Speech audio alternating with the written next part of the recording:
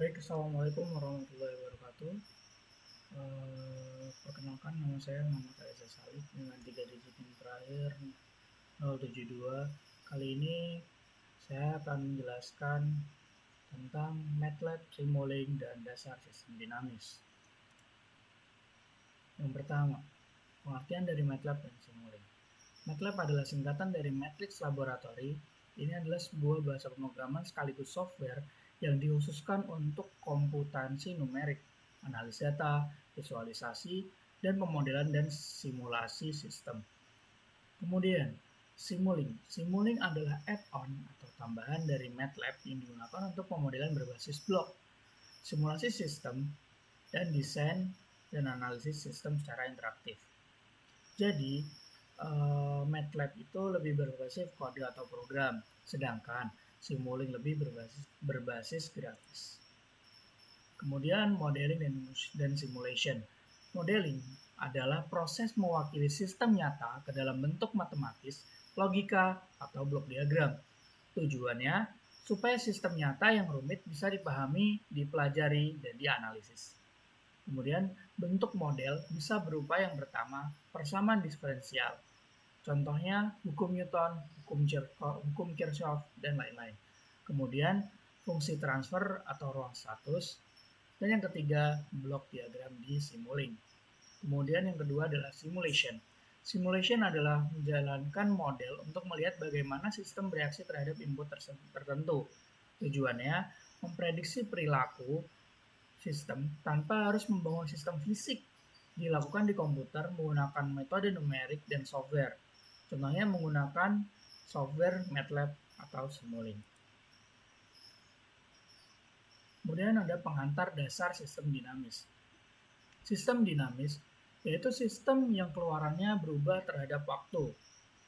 Contohnya, gerak mekanik, rangkaian listrik, dan aliran fluida. Untuk menganalisisnya, menggunakan persamaan diferensial.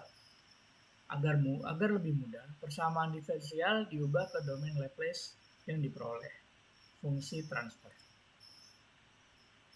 Kemudian transformasi Laplace.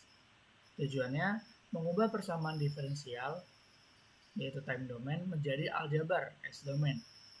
Yang kedua, mempermudah analisis sistem. Contoh massa, ruang pegas, dan didam. Persamaan M D2 D2X per D2 DT2 ditambah B dx per dt tambah kx sama dengan ft. Kemudian setelah menjadi Laplace yaitu ms kuad ms2 ditambah bs plus x plus k xs sama dengan fs. Fungsi transfer. Fungsi transfer didefinisikan sebagai perbandingan keluaran dan masukan pada domain Laplace. Kemudian ada rumus tersebut, yaitu menunjukkan bagaimana input fs dipengaruhi oleh output xs yang digunakan untuk analisis kestabilan, responsi, frekuensi, dan lain-lain. Pedoman pemodelan sistem. Yang pertama mekanik, massa, pegas, redam, spring, mass, damper. Kemudian yang kedua ada elektrik, rangkaian RLC, resistor, induktor, dan kapasitor.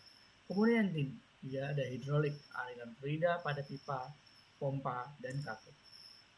Sistem kontrol. Sistem kontrol adalah perangkat komponen yang bekerja sama untuk mengatur, mengendalikan, dan mengawasi jalannya suatu proses atau peralatan agar sesuai dengan tujuan yang diinginkan. Sistem kontrol dibagi dua jenis, yaitu open loop dan closed loop. Yang pertama yaitu kontrol open loop atau terbuka. Kontrol open loop itu tidak ada adanya umpan balik, jadi output tidak mempengaruhi oleh input. Contohnya, set timer pada rice cooker. Selesai sesuai waktu, tidak peduli nasi matang atau tidak. Kemudian ada closed loop. Kontrol closed loop atau tertutup, adanya umpan balik. Output selalu diawasi dan disesuaikan. Contohnya, AC dengan termostat. Sensor suhu membaca ruangan. Lalu, kompresor diatur agar suhu tetap stabil sesuai set point. Kemudian ada sebuah gambar tentang sistem kontrol open loop. Lanjut ke sistem closed loop.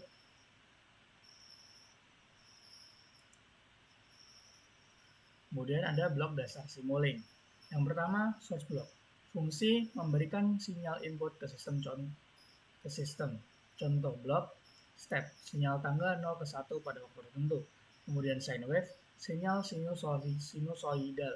Kemudian konstan, nilai tetap. Kemudian ada RAM, sinyal naik linear. Kemudian ada random number, yaitu sinyal acak, digunakan untuk memberi masukan ke model, yaitu uji respon sistem. Kemudian ada sync block, fungsinya menampilkan atau menyimpan output sistem. Contohnya, scope menampilkan grafik keluaran, display menampilkan angka secara real time, to workspace yaitu menyimpan data ke MATLAB workspace. XY graph menampilkan hubungan input-output digunakan untuk observasi hasil simulasi. Kemudian yang ketiga, ada MATLAB library. Fungsinya melakukan operasi matematika. Contoh bloknya ada gain, yaitu penggali, sum, yaitu penjumlahan atau pengurangan, kemudian ada produk, yaitu pengalihan, ada integrator atau derivatif, ada trigonometri, yaitu sin, kostan, dan sebagainya, yang memproses sinyal kebutuhan analisis sistem. Kemudian ada matrices, fungsinya operasi vektor atau matriks. Contohnya ada matrix multiply, reshape, concatenate, yang digunakan untuk sistem multi input, multi output atau MIMO. Kemudian yang kelima ada user defined function. Fungsinya memungkinkan pengguna membuat blok sesuai kebutuhan. Contoh MATLAB function block, menulis fungsi dengan sintaks MATLAB langsung. Kemudian ada interpreted MATLAB function, memanggil script fungsi eksternal untuk logika atau algoritma yang tidak ada di library bawaan. Kemudian yang keenam ada lookup tables. Fungsinya menghasilkan output berdasarkan data table, aproksimasi. Contoh, hubungan nonlinear antara input dan output dari data eksperimen. Digunakan sistem sulit dimodelkan dengan persamaan matematis. Kemudian yang ketujuh ada max, demax, dan bus. Max menghubungkan banyak sinyal menjadi satu faktor. Kemudian demax memisahkan vektor sinyal menjadi sinyal yang individual. Kemudian ada bus, yaitu menggabungkan sinyal beberapa tipe ke dalam satu saluran, membantu mengatur sinyal agar model lebih rapi. Kemudian yang ke-8 ada selector dan switches. Selector memilih elemen tertentu dari sinyal vektor atau matriks.